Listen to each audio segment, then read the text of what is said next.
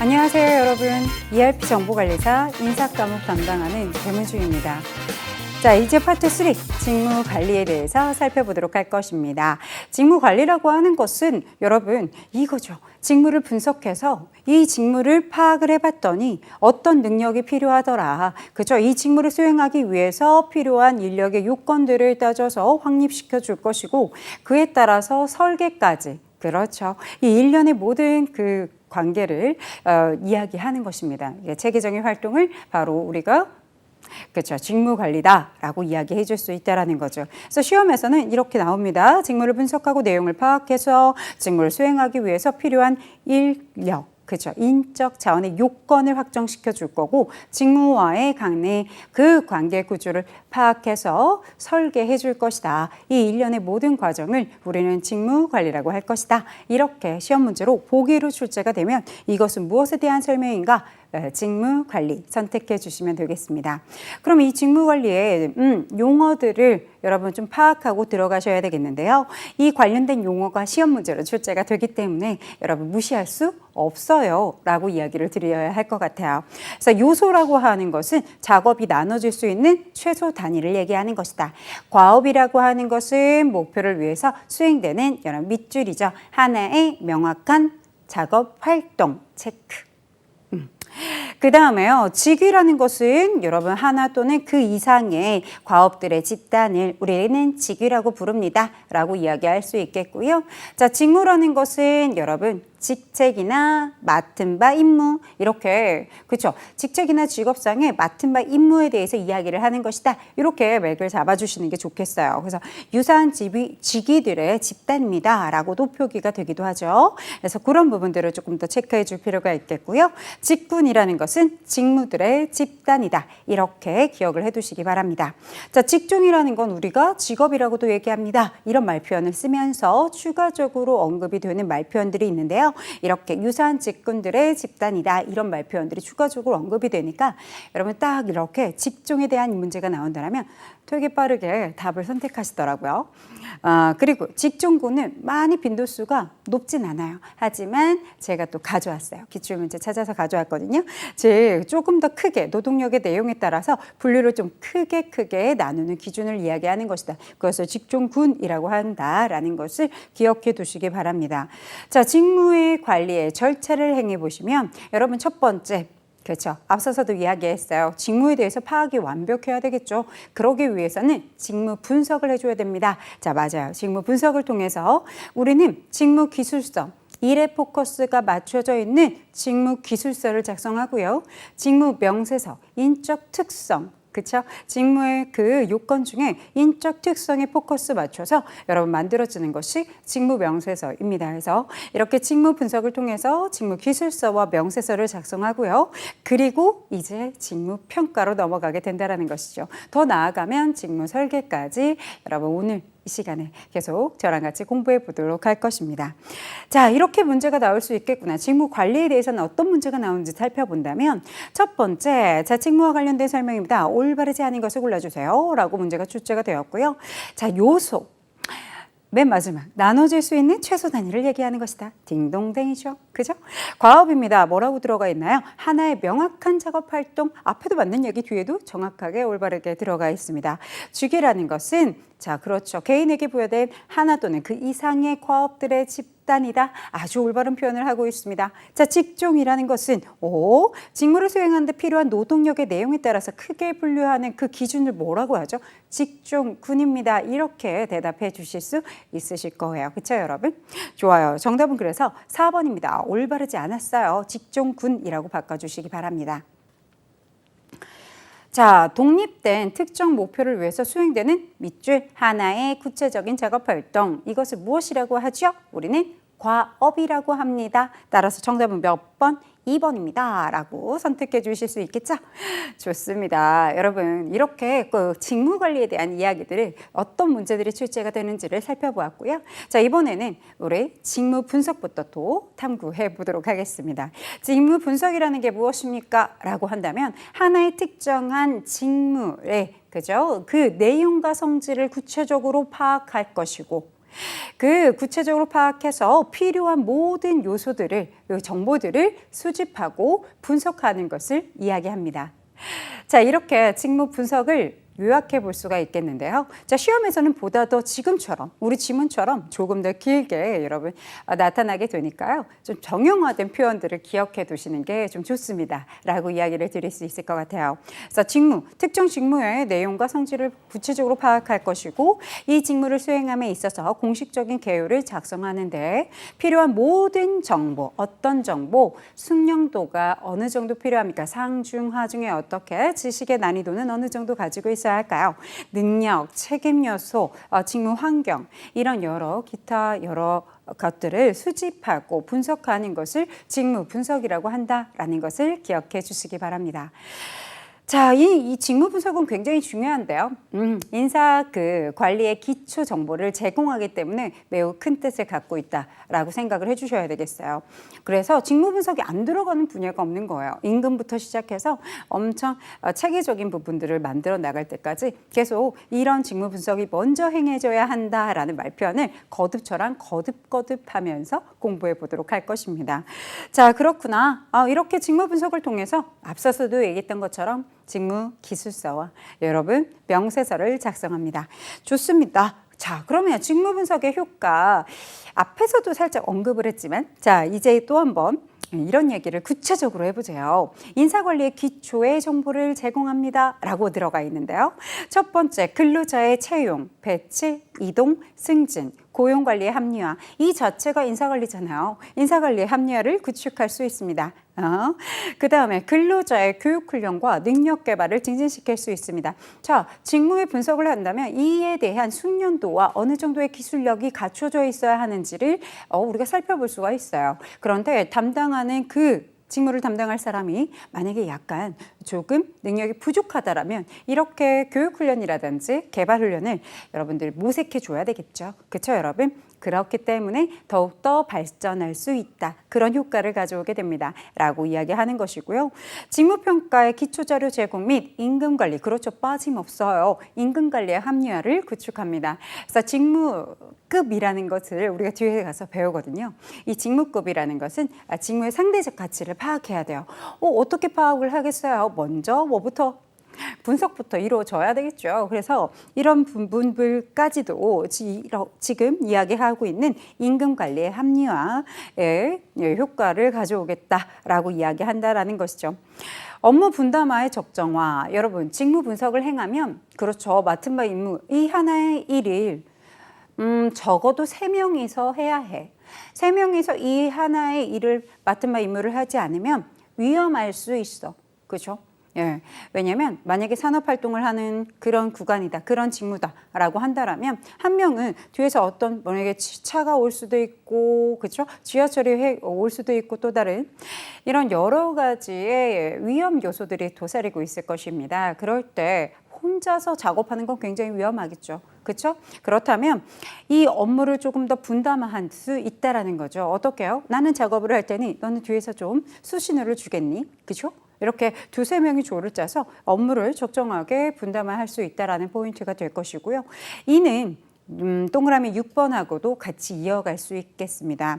이렇게 업무의 분담화의 적정화를 이루어야지만 산업안전관리의 기초 데이터베이스를 쌓을 수가 있죠. 그렇죠? 네, 그런 내용들을 이야기하는 것이다.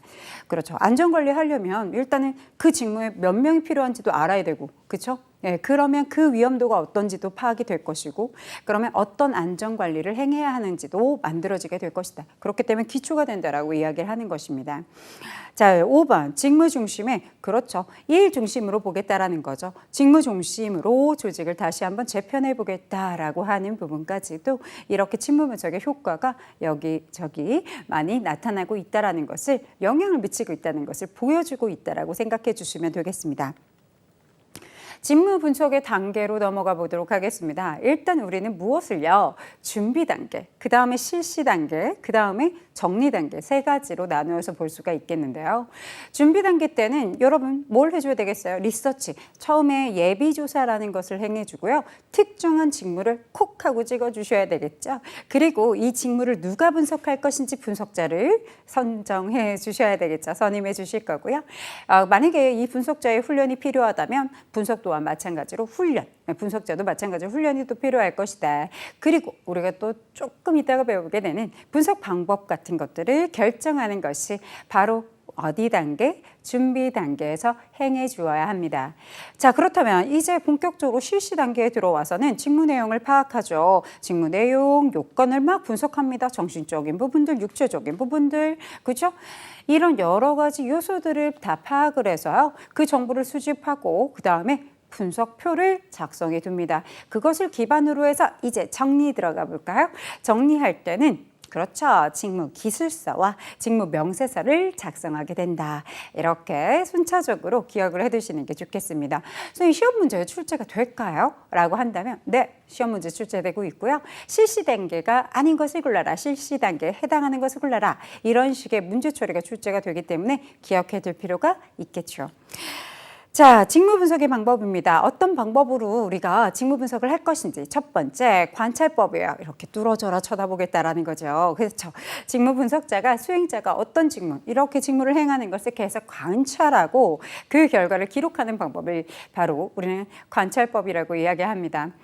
물론 장점이라고 하면 그 직무를 계속적으로 파악할 수 있잖아요. 정확하게 파악할 수 있다는 것이 장점이겠지만 시간이 어떨까요? 굉장히 오랜 시간 걸리게 되겠죠. 그렇죠? 네, 계속 봐야 되니까 시간 소요가 오랜 시간 걸린다. 그렇다면 그런 부분에서는 되게 비효율적이다라는 말 표현을 쓸 수가 있을 것 같아요. 그렇죠? 그래서 우리 단점으로 무엇이라고 들어가 있어요? 오랜 시간이 소요가 된다라고 하면 그런 직무에는 적용이 불가능하다. 뭐 가능하지 않습니까? 해도 좋지만 가능하다면 굉장히 비효율적이다. 이런 말 표현이 덧붙여야 돼요. 네, 좋습니다. 자, 분석자의 개입이 들어가죠. 주관적인 개입이 어떤 식으로 들어가겠어요? 이렇게 볼 때는 되게 쉬워 보여요. 일을 별로 어렵지 않게 하네? 라고 생각하실 수 있겠지만 막상 본인이 하면 다를 수 있잖아요. 그렇죠, 여러분? 그런 것이 좀 단점으로 꼽히고 있는 것이죠. 자, 면접법 들어가 볼까요? 면접법은요, 이렇게 분석자가 면접, 인터뷰를 통해서 계속 물어보는 거예요. 그 직무에 대해서 조금 더 구체적으로 알아보는 과정을 이야기한다라고 보시면 되는데요. 장점이라고 하면 이렇게 조금 더 직무에 대한 정확한 정보 획득할 수 있다? 좋죠. 그런데 단점이라고 하면 바로 이렇게 인터뷰를 하다 보면 딱 한 가지 포인트만 짚고 넘어가지 않고 두루두루 모든 이야기들을 많이 하게 돼 있어요. 그러다 보면 시간이라든지 이런 것들이 굉장히 많이 소요가 될 것이고, 자, 시간이 증가되면 비용도 당연히 따라서 증가되죠. 그래서 이런 부분들까지도 여러분 좀 기억해 두시면 좋겠지만, 사실은 이렇게 디테일하게 만약에 2급이라고 한다면 디테일하게 막 출제되진 않지만 그래도 여러분 이것이 무엇인지는 알고 있어야 돼요. 장단점까지는 내가 미처 파악하지 못했다라고 하더라도 관찰법이 무엇인지, 면접법이 무엇을 얘기하는지는 명확하게 좀 잡고 가는 것이 보다 여러분 합리적이고 효과적인 학습 방법이다라고 이야기 드릴 수 있겠습니다. 질문지법은요, 만들어져 있다. 표준화되어서 만들어진 질문지를 누가, 근로자들이 스스로 기입하는 방법입니다. 그러다 보니까 장점이라고 하면 굉장히 빠르죠. 신속하게 그 정보를 수집할 수 있어요.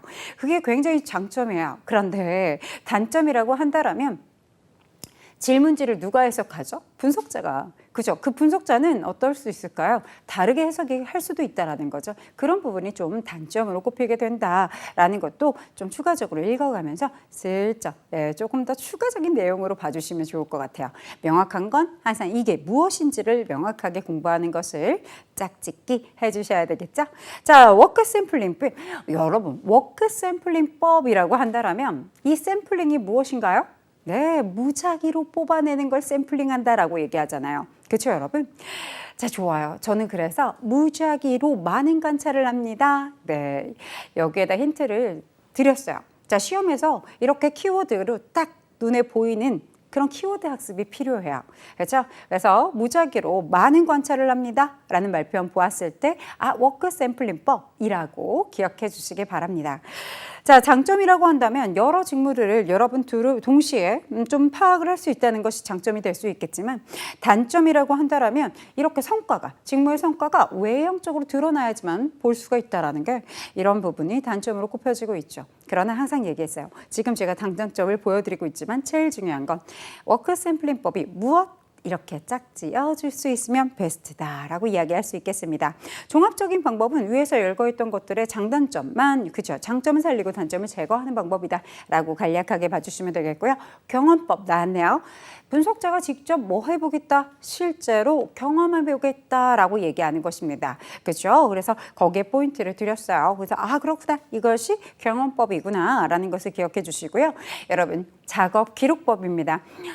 실제로 여러분들이 재직자라고 하신다면 지금 이렇게 강의를 볼 때 일을 하고 있는 분이나, 그러면 하루의 일과가 끝날 때 업무일지를 써보신 적이 있을 것 같은데요.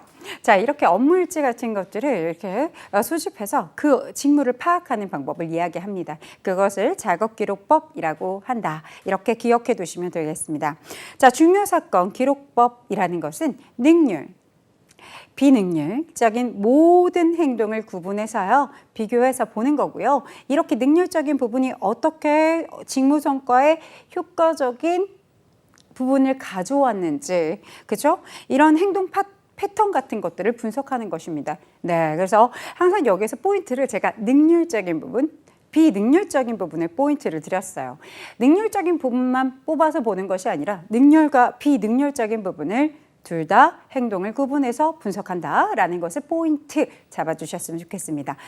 간혹 실패, 그죠? 성공, 이런 말표현을 쓰기도 하거든요. 좀 참고적으로 기억해 두시면 매우 좋을 것 같아요.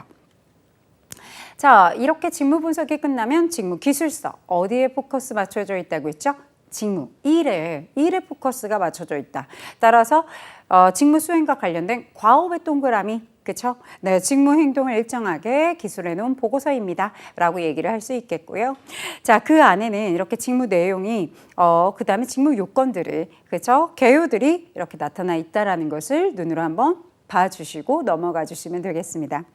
직무 명세서 한번 가보면요. 어디에다 포인트, 직무 요건 중에서도 어디 인적 특성에 포인트 주시기 바랍니다. 인적 특성을 중점적으로 다룬 그 명세서가, 기술서가 바로 직무 명세서입니다. 이렇게 기억을 해두시면 되겠어요. 자, 이렇게 두 가지를 비교해도 변함없어요. 인적 요건에 힘을 주었죠? 무엇이요? 직무 명세서. 하도 많이 출제가 되기 때문에 이렇게 나옵니다. 직무 기술서의 요건, 아까 보셨듯이 직무 내용이라든지 개요라든지 이런 것들 중에 인적 특성, 이렇게 동그라미 3번 이렇게 문제를 출제를 하고 있어요. 그래서 기출문제 보면 아마 깜짝 놀라실 거예요. 자, 한번 같이 풀어볼까요? 특정 직무의 내용과 성질을 구체화하고 그 직무를 수행함에 있어서 공식적인 개요를 작성하는 데 필요한 숙련도, 지식, 능력, 책임, 이런 여러 가지 정보들을 수집하고 분석한대요. 여기서 이미 끝났어야 돼요. 그렇죠, 여러분? 사실은 앞에 첫 줄에서 벌써 답을 선택했을 것 같아요. 아니에요? 인사관리에 기초정보를 제공한다까지 왔어요? 좋아요. 좋아요. 이렇게 1번부터 4번까지 나와 있는 것 중에 답만 찾아주시면 됩니다. 정답 몇 번이죠? 네, 2번 직무 분석에 대한 이야기였습니다. 이렇게 찾아주시면 되겠습니다. 자, 그 다음에 직무 분석이라는 건 앞서서 준비부터 시작해서 실시 단계, 그 다음 마지막 정리 단계라고 이야기하였고요. 자, 우리 문제 지금 무엇에 실시 단계에 적합한 거 골라주어라. 이런 식의 문제 처리가 출제가 되었어요. 1번 예비조사, 여러분 직무 단위를 결정한다. 여러분 이것은 준비 단계가 되겠고요. 그렇죠. 문제 읽자마자 답이 3번이죠. 그죠? 왜요? 수집 및 직무 분석표를 작성하는 게 바로 실시 단계에서 행하는 것들이었습니다. 마지막 직무 기술서와 명세서를 작성하는 것은 정리 단계에 해당하죠? 네. 다음 중 이렇게 직무 분석의 방법 중에 여러분 그 방법이 아주 올바르게 매칭되어 있는 것을 골라주시겠어요? 설명이 올바른 거 고르라는 거죠. 관찰법이라는 거, 관찰법은 진짜로 보는 거라고 얘기했거든요. 근데 뭐라고 들어가 있죠? 전체 작업 과정 동안 무작위로 워크 샘플링법, 그렇죠? 그래서 1번 올바르지 않구나. 기억 올바르지 않았어요. 자, 질문지법이라는 것은요. 표준화된 질문지에 여러분 근로자들이 스스로 기입하는 것이라고 하였습니다. 약간 섞어놨네요. 장점을 살리고 단점을 여러분 종합적인 방법을 써놓은 건가요? 네, 땡. 올바르지 않았습니다. 자, 디귿. 작업 기록법 아주 올바르죠. 작업의 일지와 메모사항을 기록해서 직무의 정보를 얻어갑니다. 네, 맞는 이야기죠. 자, 중요 사건 기록법. 여러분 능률, 비능률 보자마자 꾸덕꾸덕 해주셨을 것 같아요. 그죠 여러분? 따라서 정답은 디귿과 리을 정답 4번이네요. 라고 체크해 주실 수 있겠죠? 자, 여러분 어때요? 진짜로 이렇게 문제가 출제가 됐죠? 직무기술서에 대한 내용으로 여러분 적절하지 않은 거 찾아주세요. 문제 읽자마자 답이 나와버렸어요. 왜요? 첫 번째, 인적 특성. 보자마자 이 친구는 직무 명세서 가야지 라고 체크해 주셨을 거라고 생각합니다. 그쵸 여러분?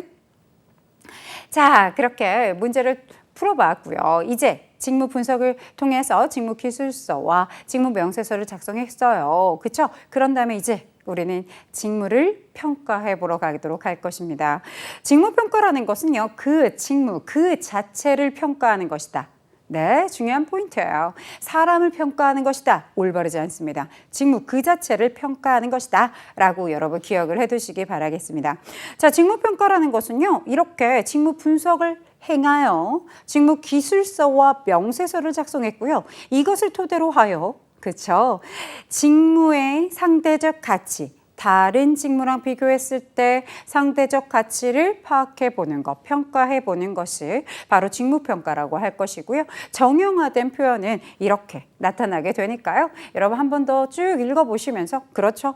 아 그렇구나. 그러나 요소 제가 이야기했던 요소는 다 여기 중요 포인트로 들어가 있는 것을 보실 수가 있습니다. 그렇죠? 네. 자, 이렇게 직무평가에 대한 얘기를 해보았는데 이번에는 직무평가의 목적을 한번 살펴보도록 할 건데요. 이렇게 직무평가의 1차적인 목표는 그렇죠. 직무의 상대적 가치를 파악해서 임금의 격차가 그렇죠. 결장을 할 수 있게 만들어지게 됩니다. 임금 격차에 끄덕끄덕거릴 수 있도록 그런 격차를 만들어내는 거죠. 예, 왜 그럴까요? 여러분 아무래도 상대적으로 숙련도라든지 난이도라든지 상중하 중에 상이래요. 그러면 그 맡은 바 직무를 담당하는 자는 좀 임금의 격차가 좀 있어도 되지 않겠어요, 여러분? 어려운 일을 하는데 여러분 낮은 임금을 받는다. 굉장히 입이 너무 많이 나올 것 같지 않아요? 그렇죠. 불만감이 굉장히 많이 토로가 될 것입니다. 그렇기 때문에 그럴 때 직무평가를 보여주는 거죠. 아 이렇게 난이도도 높고 숙련도도 필요하기 때문에 너와 다른 직무를 맡는 사람은 차이가 있는 거야. 임금 격차가 나타날 수가 있단다. 라는 것을 얘기해 준다면 끄덕끄덕, 그렇죠? 수용이 될 것이다. 그죠? 그렇기 때문에 이런 말표현들이 1차적인 목표로 언급이 되어 있는 거고요. 넓은 의미로는 임금의 체계나 구조를 확립하고 인사관리 전반의 합리화를 구축한다. 여러분 또 나왔어요. 여러분 어떻다고요? 인사관리에 전반적으로 두루두루 합리화를 구축하는 데 쓰이는 것이 바로 직무평가다. 그러면 직무평가에 앞서서 꼭 항상 해줘야 되는 게 직무분석이었잖아요. 그죠? 연관되는 것입니다. 네. 좋습니다. 그래서 여러분 이렇게 또 사지선다형으로 문제가 출제가 된다면 위에 있는 이렇게 1차적 목표와 넓은 의미로만 파악한다라면 좀 부족하겠죠. 그래서 이렇게 동그라미 1번부터 5번까지 나열하고 있으나 요소가 닮았죠. 같이 함께 보시면 질적인 측면에서 직무의 상대적 가치와 그 유용성을 결정하는 자료로 제공이 될 것이고요. 자, 두 번째 노사 간의 타당성, 타당해 인정할 수 있어 라는 임금 격차. 그렇죠. 이런 임금 격차를 줄여서 이 근로자의 의욕을 활성화시켜줘야 되겠죠. 그죠? 네, 증진시켜주고 노사협력 체계를 구축할 수 있다. 이런 얘기들이 들어가 있습니다. 조직의 직계제도를 확립하고 우리가 직무급이라는 거 뒤에 가서 배울 거예요. 임금 파트에 가서 공부할 건데요. 자, 이렇게 직무급이라든지 직무제도 같은 것들을 확립하는데 굉장히 좋은 자료가 되겠죠. 노동시장에서 노동자를 유인할 수 있는 우월한 임금 체계. 앞서서도 계속 이어지죠. 어디 동그라미 2번과 4번이 이어지는 내용이라고 생각을 해주시면 되겠습니다. 그래서 우월한 임금 체계. 그래서 뒷부분에서 임금 체계에서 또 살펴보도록 할 거고요. 자, 그 기준이 되는 것을 임금 체계라고 하거든요. 임금이 결정되는 그 기준. 우리 곧 배울 것이니까요. 조금만 기다려주세요. 자, 단체 교섭에 유용한 정보를 제공할 것입니다. 그렇죠. 아무래도 단체 교섭 때 여러 가지 또 임금 빼놓을 수 없잖아요. 그런 자료에도 이런 직무 평가를 토대로 하여 이렇게 교섭을 할 때도 좋은 정보로 사용이 된다는 것을 의미합니다. 자, 직무평가의 요소가 나눠져 있는데요.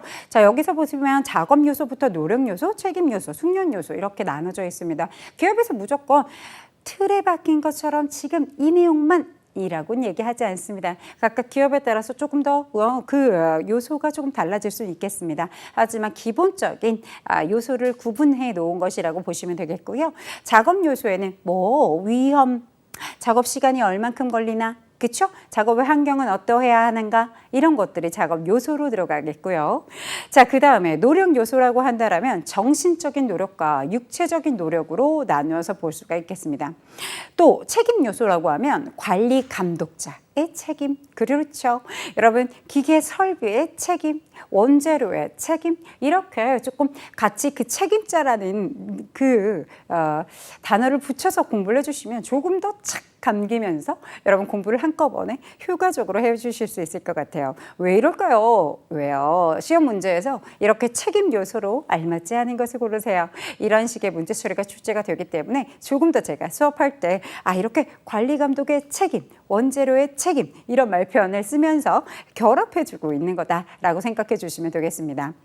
자, 숙련 요소는요. 어떤 것이 들어가 있을까요? 그렇죠. 기술, 그렇죠. 기술, 창의성, 지식 이거 빼놓을 수가 없어요. 그죠, 여러분? 그래서 교육이라든지 이런 경험이라든지 이런 것들이 이에 세부적인 요소로 들어가 있다. 자, 그러면 이에 대한 세부적인 요소로 알맞지 않은 것을 고르시오. 이런 식의 문제 출제가 되니까 조금 눈에 담아두려고 노력을 해줘야 되는 부분이다라는 거 다시 한번 강하게 이야기를 드려봅니다.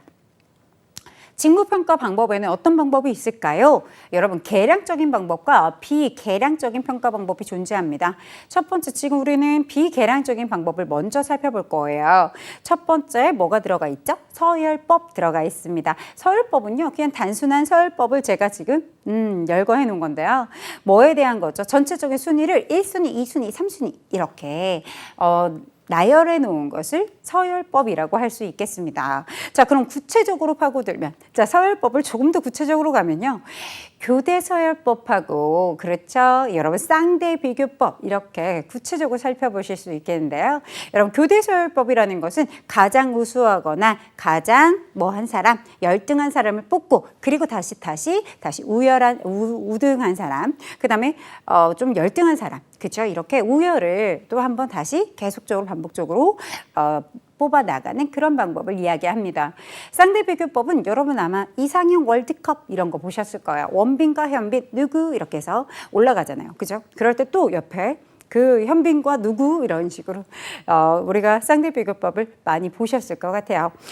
자, 그래서 어렵지 않게 도달할 수 있는 내용이고요. 자, 그러면 분류법이라는 것도 있다. 뭐에? 비계량적인 평가 방법에 분류법. 자, 사전에 우리가 직무의 등급을 이렇게 제가 만들어 봤어요. 사실 1등급부터 4등급. 저는 보통 여러분들이 1등급 하면 제일 좋다라고 했는데 저는 4등급을 되게 고난이도다라는 표현으로 등급의 정의를 좀 말해 봤는데요. 교육에 이수한 후 수행이 가능한 직무다. 1등급. 2등급은 특수한 교육을 2등급은 교육 이수한 후 수행하고 1등급보다 조금 더 높은 상위 수준의 직무다. 자, 3등급은요. 특수 교육을 따로 받아야 된다. 실무 경험이 또 있어야 한다. 이런 식의 여러분 등급을 나눠 놓은 것입니다. 사전에 결정을 해 주었고요. 이런 직무를 판단해서 한다? 그 등급에 분류하는 방법을 분류법이라고 한다. 라는 것을 기억해 두시겠고요. 이렇게 말로만 하면 이해가 좀 잘 안 될 수도 있어서 표로 한번 만들어 봤으니까요. 결합해서 시각화하여 공부해 주시면 보다 더 조금 더 좀 기억에 오래 남지 않을까요? 그럴 것 같아요. 그렇죠, 여러분? 자, 점수법 가볼까요? 네, 이제 무엇입니까? 계량적인 평가 방법입니다. 자, 그래서 점수법도요. 제가 표로 한번 만들어 봤는데요. 평가 요소를요, 이렇게 작업 요건, 그 다음에 노력, 책임, 숙련, 그 안에 요소들을 평가 요소별로 분류를 했고요. 이에 따라서 점수 합계라는 표가 있을 거예요. 그렇죠? 이렇게 각각의 직무평가 요소별로 분류하고 점수화해서 종합적으로 평가하는 그런 방법을 우리는 점수법이라고 한다. 그러니까 셀 수 있겠죠. 계량적인 평가 방법 중에 점수법, 이렇게 기억을 해두시기 바랍니다. 자, 그렇구나. 자, 요소 비교법은 무엇입니까? 자, 이 또한 마찬가지로 이렇게 직무의 평가 요소별 가치를 이렇게 나누어 놓았거든요. 그런데요, 옆에 마지막 작업 요건, 노력 요건, 책임 요건, 숙련, 옆에 시간당 임금이 들어가 있는 것을 보실 수 있을 겁니다. 즉, 핵심은 이렇게 몇 개의 기준이 되는 직무들을 선택을 했고요. 이 평가 요소별의 가치를 무엇과 임금액으로 환산을 합니다. 포인트. 자, 임금액으로 환산해서 그 평가를 해보겠습니다. 그게 바로 뭐다? 요소 비교법, 이렇게 기억을 해두시면 아주 명확하게 잊혀지지 않도록 공부가 되실 거예요. 자, 직무평가의 유의점을 한번 살펴보도록 하겠습니다. 여러분, 직무평가의 유의점은 가장 중요한 거, 목적이 가장 뚜렷해야 되겠죠. 두 번째는요. 두 번째는 여러분, 직무평가할 때 무조건 베스트고 막 그래요? 무조건 장단점도 있었고 그렇죠. 여러분, 당연히 존재할 수 있거든요. 평가할 때. 그죠? 그럼 그런 기술적인 그 한계점을 인식해야 한다는 얘기예요. 제가 아까도 여러분 요소를 나눠놨지만 그 요소를 굉장히 만드는 것 자체가 힘들었거든요. 표로 만들어 보려니까 또 어렵더라고요.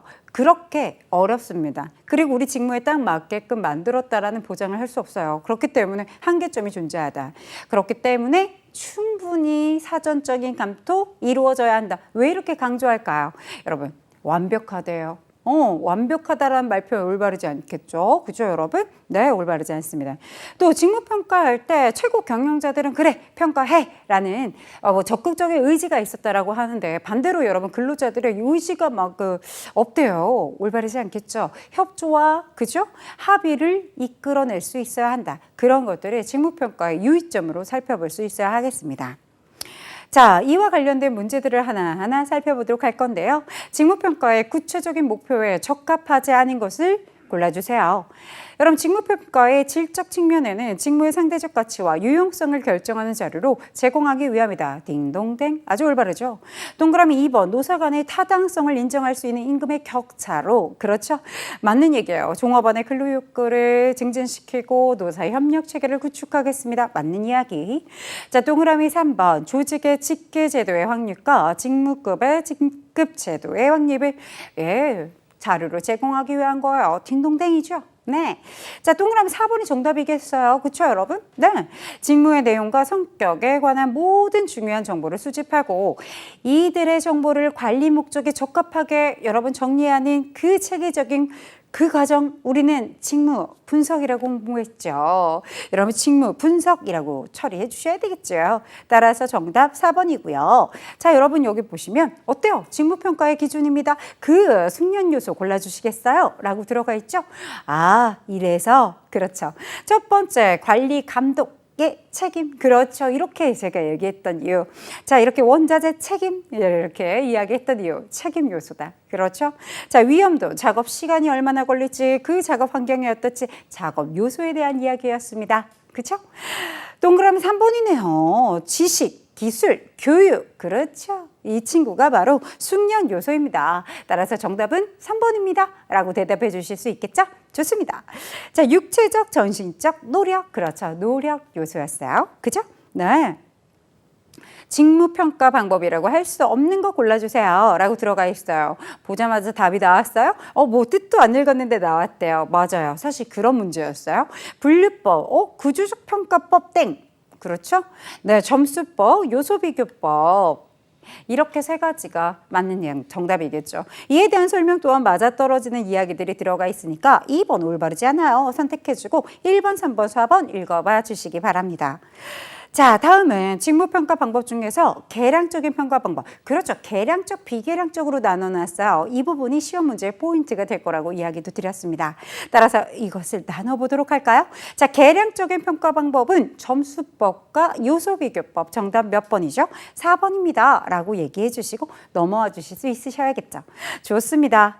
자, 이제 직무 설계로 넘어가 보도록 하겠습니다. 조직의 목표를 달성하는 동시에 직무를 수행하는 개인의 욕구가 만족될 수 있도록 직무의 내용과 작업 방법을 합리적이고 체계적으로 뭐 한다? 설계하는 것을 이야기하는 것이다. 그것을 바로 직무 설계다라고 얘기한다라는 것이죠.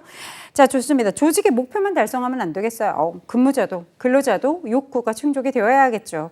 그렇게 될 수 있도록 설계를 체계적이고 합리적으로 해 주셔야 합니다. 라고 얘기를 하고 있는 것이고요. 이렇게 직무 설계의 접근 방법은 개인적인 수준과 집단적인 수준으로 나누어서 볼 수가 있습니다. 자, 전통적인 접근 방법 하면요. 애덤 스미스의 국부론, 분업화 이런 얘기 들어보셨을 것 같아요. 그렇죠, 여러분? 테일러의 과학적 관리법, 포드의 관리법 뭐 있어요? 3S 잊어버리지 않으셨겠죠? 그 다음에 인간관계론적인 부분들이 언급되고 있습니다. 자, 이런 부분들은요. 사실 그렇죠. 여러분 이 많이 출제되는 빈도수가 좀 적어요. 그렇다면 현대적인 접근 방법이 굉장히 많이 출제가 되는데요. 이 요소 하나 살펴보자면 직무순환. 네, 무엇이에요? 로테이션이라고 얘기할게요. 직무를 순환시켜라 라는 얘기입니다. 직무를 교대시켜줌으로써 다양하게 직무를 경험하게 되겠죠. 그로 인해서 근로자들은 단조로움이라든지 권태로움 느낄 새가 없어요. 그렇죠, 여러분? 네, 이런 권태로움이 없어지게 될 것이고요. 기업 입장에서는 이렇게 코로나 시대가 왔을 때 갑자기 결혼이 발생했어요. 그 인원을 보충할 수 인원이 있겠죠. 로테이션 했었기 때문에 이전에 담당했던 사람들이 있을 수 있다는 거죠. 그렇기 때문에 융통성을 발휘할 수 있다라는 말표현으로 들어갈 수 있겠습니다. 능력, 자질 향상되죠. 아주 만능이 될 것 같은데요. 자, 직무 확대입니다. 직무 확대라는 것은 어디에다 비추쳐볼까요? 단순한 작업 한 가지에 그 작업 한 가지만 하였다라면 이제 유사한 작업을 묶어서 진행합니다. 동시에 작업할 수 있도록 진행해 주는 거예요. 그렇다면 좀 단조로움을 제거하게 될 것이다. 네. 뭐 단순한 수평적인 확대다라는 말표현도 추가적으로 설명해주는, 꾸며주는 문제로 말표현으로 언급이 되기도 합니다. 하지만 빠짐없이 언급되는 것은 단순한 한 가지 작업만 했어요. 그런데 이제 어떻다고요? 동시다발적으로 여러 가지 유사한 작업을 묶어서 실행합니다. 여러분 직무 확대라고 해요. 자, 그 다음에 직무 충실화 하면요. 책임과 권한. 네. 왜 그러냐면 사실은 맡은 바 임무죠. 직무의 내용이 고도화가 됩니다. 그렇기 때문에 그에 따라서 책임과 권한을 지어지게 되죠. 자, 근로자 입장으로선 그렇죠. 무조건 좋은 쪽으로 얘기하면 능력 발휘 제대로 해볼 수 있겠는데 이런 생각도 하시겠지만 그에 따라오는 책임과 권한이 있었기 때문에 굉장히 심적으로 어떨까요? 힘들어요. 부담감이 굉장히 커지겠죠. 권한이 있다면 그에 대한 책임이 따라오기 마련이니까요. 그렇죠? 네, 그래서 이렇게 심적인 부담감이 증가됐고 그런 부분들은 좀 근로자 입장에서 굉장히 부담스러운 부분이라 얘기할 수 있겠네요. 그것이 바로 무엇이다? 직무 충실화. 직무 충실하면 책임과 권한. 요 얘기를, 요 키워드를 매칭해 두시면 매우 좋을 것 같습니다. 자, 직무 전문화 가볼까요? 네, 이 과업을 보다 더 작은 요소로 분할합니다. 전문화한다 라고 얘기할 수 있겠는데요. 그렇구나. 그래서 숙련도를 증가시키기 위해서, 숙련도를 높이기 위해서 실행하는 것이다 라고 보시면 되는데요. 이것을 무엇이라고 합니까? 직무 전문화라고 합니다. 자, 그렇죠. 그러나 생산성이 증가될 것이고 능률이 향상될 것이고 다 좋은데요. 내가 인간인가 기계인가, 그죠? 네, 거의 그래서 직무의 비인간화의 문제점이 발생이 된다라는 거. 그래서 권태로움과 불만이 야기가 된다라는 거, 이런 부분들을 좀 알아두어야 하는 내용이다. 왜냐하면 추가적으로 덧붙여서 꾸며주는 말표현으로 언급되기 때문이죠. 자, 직무 특성의 이론은 그 해당하는 직무의 특성의 이론이 개인적인 심리 상태에 영향을 미친다라는 것입니다. 포인트가 되겠죠? 네, 그래서 이런 심리 상태에 유발시키기 때문에 그 작업의 성과라든지 이외에도 영향을 가져올 수 있게 되는 방법, 이것이 바로 직무 특성의 이론입니다. 직무 특성 이론, 이렇게 시험 문제로 출제가 될 거예요. 자, 직무 교차라고 하는 것은요, 네, 교차, 그죠? 반드시 여러분 직무의 일부분을 다른 작업자와 공동으로 수행해 줘야 한다. 그것이 바로 포인트가 되겠습니다. 자, 이렇게 개인적인 수준을 살펴보았는데요. 이번에는 집단 수준의 접근 방법을 알아보도록 하겠습니다. 팀이 들어가 있는데 어떤 작업팀? 자율적 작업팀. 하지만 여기에서는 시험 문제에서 상호 보완적인 구성원들, 소수의 사람들이 모여서 공동의 목표 달성을 목표로 하여 달려가는 것입니다.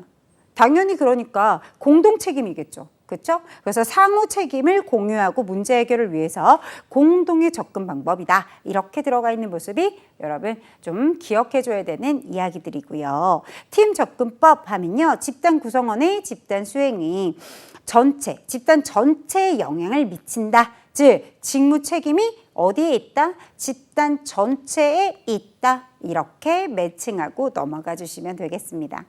자, 분임조라고 하는 것은요, 옛날에 QC, 그때는 굉장히 많이 언급이 됐었던 문제이긴 하지만 요즘에는 조금 보기가 어려워요. 그래서 스무스하게 쓱 읽어보시고 넘어가셔도 문제가 없겠습니다. 자, 기출문제 한번 살펴볼까요? 직무 설계 방법 중에서 전체적인 과업을 여러분 밑줄 쳤어요. 제가 이렇게 밑줄을 쳐드리지 못하니까 이미 밑줄을 쳐서 가져왔는데요. 자, 과업을 보다 작은 요소로 나누어서 담당하게 합니다. 목표는 무엇이다? 숙련도를 증가시키고 싶거든요. 이런 말표현이 들어가 있습니다. 정답 몇 번인가요, 여러분? 그렇죠. 직무 전문화입니다. 이렇게 대답해 주실 수 있겠죠? 네. 자, 다음 문제 보도록 하겠습니다. 보기에서 여러분 어때요? 똑같이 나왔다라는 것을 느껴주실 수 있을 것 같아요. 상호 보완적인 기능을 가진, 그냥 나한테는 없고 이 사람한테 있는 이런 소수의 사람들이 하나의 공통적인 집단이 만들어지게 되는 것이다. 이들이 공동의 목표 달성을 위해서 달려가는 것이죠.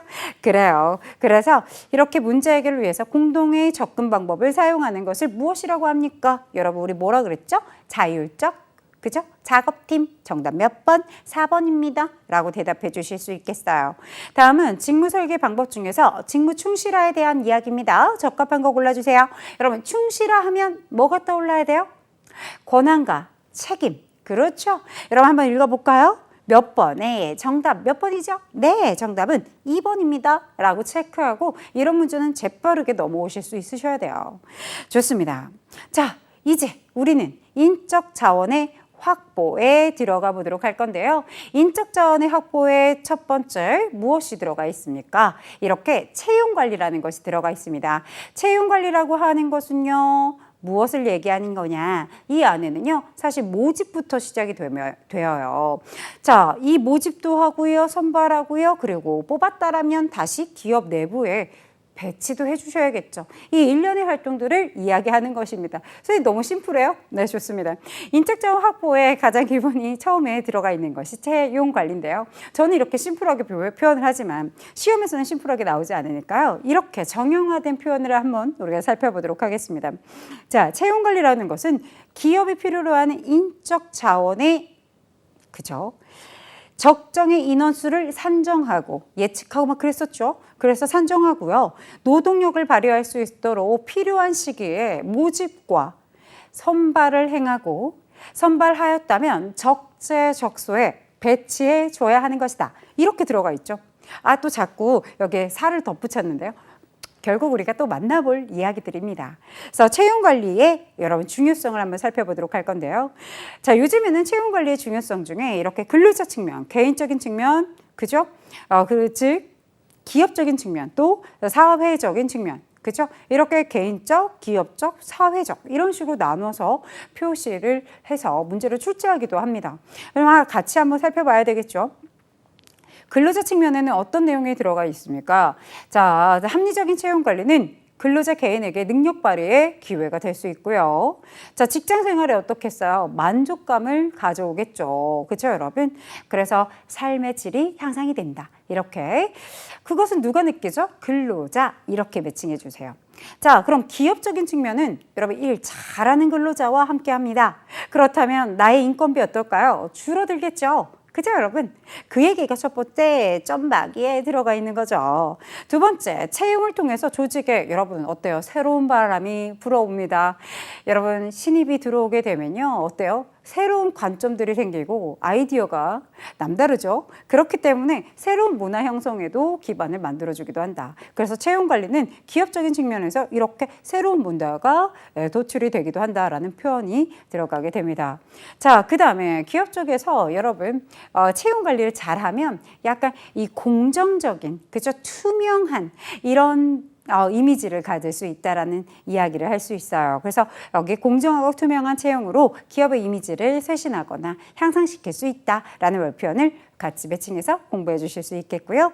인적 자원의 역량을 축적시켜서 여러분 어떻게 한다? 지속적으로 경쟁력, 우위점을 차지할 수 있습니다. 이렇게 얘기할 수 있겠죠. 자, 사회적인 측면은 일자리 창출과 그렇죠. 네, 사회 정의의 실현에 기여하는 바입니다. 이렇게 구분지어서 나눠볼 수 있겠습니다. 자, 이와 관련된 문제들을 한번 풀어볼까요? 자, 다음 중 채용 관리에 대한 이야기입니다. 적절하지 않은 것은 하고 나와 있어요. 여러분 채용 관리, 모집 관리가 여러분 소극적이다, 올바르지 않죠. 여러분 뒤에서 이제 모집 관리 대대적으로 배울 건데요. 사실은 이 문제는 동그라미 2번, 3번, 4번이 다 맞는 이야기이기 때문에 정답이 1번이죠 라고 하고 넘어갈 문제이기도 한데요. 여러분 결합되어 있어요. 모집 관리에 대한 이야기가 살짝 가미가 들어가 있는데요. 모집은요 아주 소극적이지 않습니다. 적극적이다라고 바꿔주시기 바랍니다. 네. 자, 다음 중 여러분 그 채용 관리의 중요성에 대한 이야기가 문제가 나왔고요. 적절하지 않은 것을 골라주세요 라고 들어가 있습니다. 여러분 효과적인 채용 관리는 인력 조정의 유연성을 낮추겠어요? 굉장히 높여줄 수 있겠죠. 따라서 읽자마자 답이 나와버렸습니다. 정답 몇 번이죠? 네, 정답은 1번입니다 라고 대답해 주실 수 있을 것 같아요. 그죠, 여러분? 네. 그래서 나머지 2번, 인적 자원이 축적이 됨으로써 지속적으로 경제 우위를 차지할 수 있어요 라고 들어가 있고요.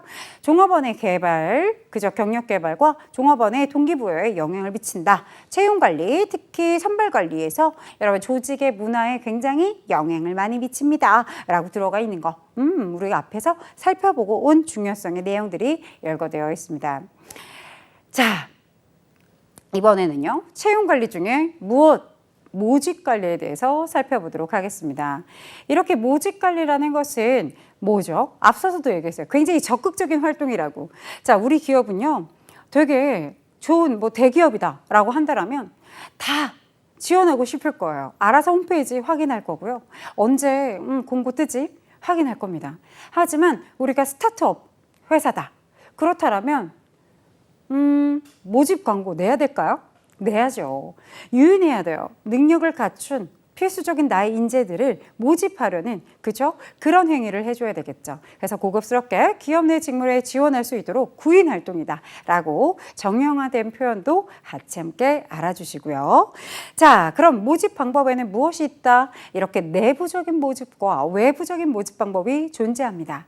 이에 따라서 내부적인 모집이 무엇이고 외부적인 모집이 무엇인지를 살펴보면 이렇게 조직 내에서 현재 근로하고 있는 자들을 대상으로 해서 모집 활동을 해보는 거죠.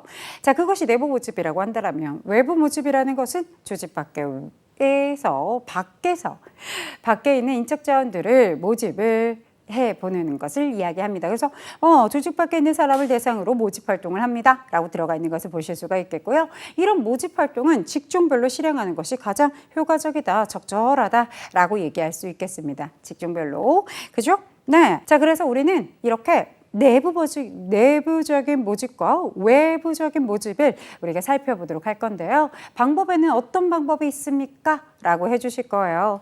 자, 우리가 제일 많이 알려진 게 사내 공모제라는 것을 들어보셨을 거예요. 그죠? 사내 게시판이라든지요, 사부를 통해서 우리가 이렇게 TO가 났습니다. 자리가 났어요. 공석이 발생했으니 지원해 주시기 바랍니다. 이렇게 많은 그 내용을 보신 적이 있을 것입니다. 그렇게 그런 모집을 하는 방법을 이야기하는 거고요. 외부 모집은 굉장히 다양하죠. 광고라든지, 그죠?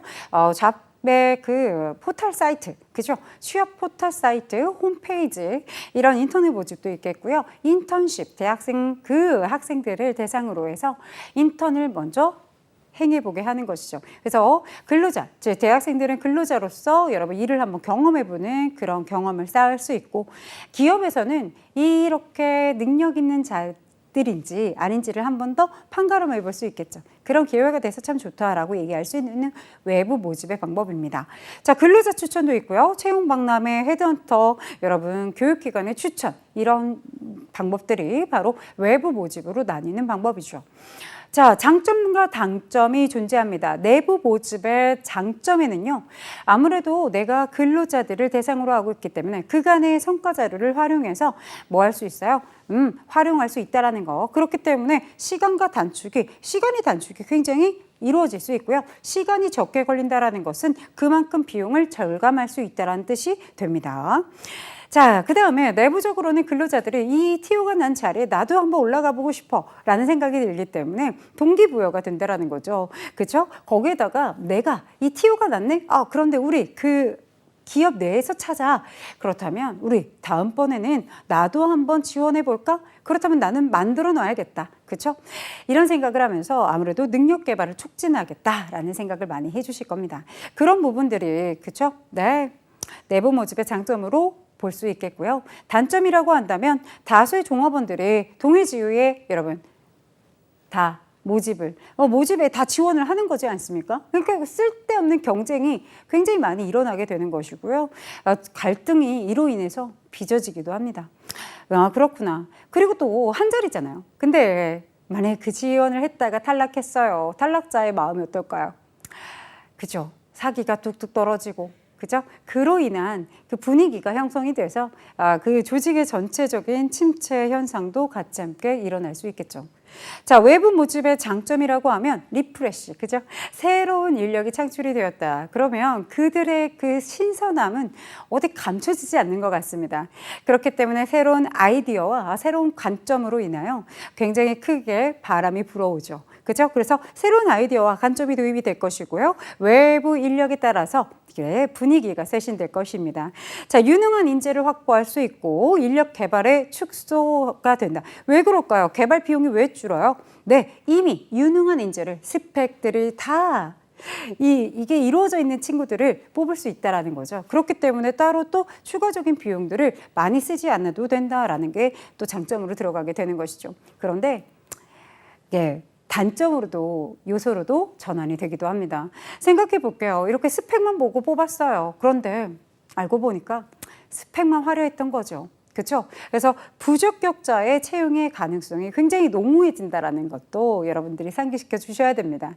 그래서 그렇구나. 또 이렇게 내부 먼저 여러분 근로자들에게 뽑으려고 했는데 아니야. 외부에서 뽑게 되었어. 그럼 내부의 근로자들의 사기가 뚝뚝뚝뚝 떨어지는데 한몫하는 것입니다. 그렇죠? 그 다음에 업무 적응 기간이 그렇죠. 증가하게 될 것입니다. 아무래도 외부에서 여러분 근로자들을 선발한 것이기 때문에, 그죠?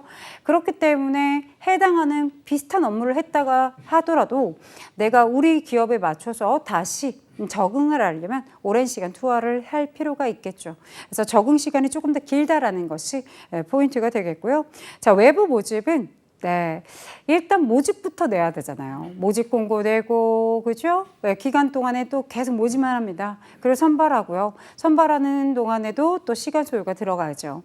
그리고 적재적소에 배치될 때까지 굉장히 모집 비용도 많이 들고 시간도 굉장히 많이 소요가 된다는 것이 단점으로 꼽혀지고 있습니다. 자, 이렇게 해서 우리가 모집에 대해서도 살펴봤어요. 내부적인 모집과 외부적인 모집도 우리가 살펴봤고 장단점도 살펴보았습니다. 이처럼 문제가 출제가 될 것이니까 유념하여서 생각해 주시면 조금 더 빠르고 효과적으로 공부해 주실 수 있을 것입니다. 다음 시간에는 우리가 선발에 대해서 살펴보도록 할 겁니다. 여러분 오늘도 수고 많이 하셨습니다. 감사합니다.